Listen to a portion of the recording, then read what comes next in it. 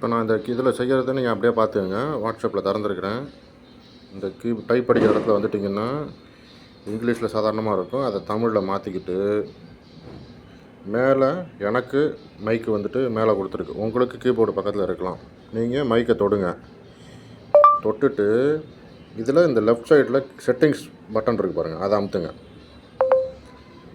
அதை அமுத்துனீங்கன்னா இந்த ரெண்டாவது லாங்குவேஜ்னு காட்டுது பார்த்தீங்களா, அதை அமுத்திட்டு நல்லா ஸ்க்ரோல் டவுன் பண்ணி கீழே வாங்க.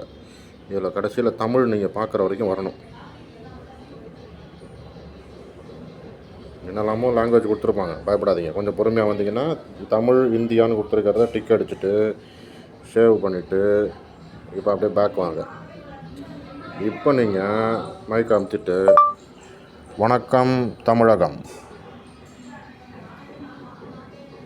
இப்போ தெரியுதுங்களா? இப்போ ஃபுல்லாக எரேஸ் பண்ணிட்டு திரும்ப ஒரு தடவை பண்ணி காட்டுறேன் பாருங்கள்.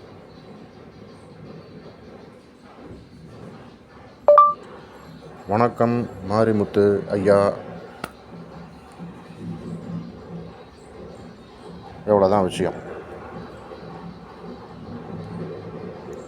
நன்றி, வணக்கம்.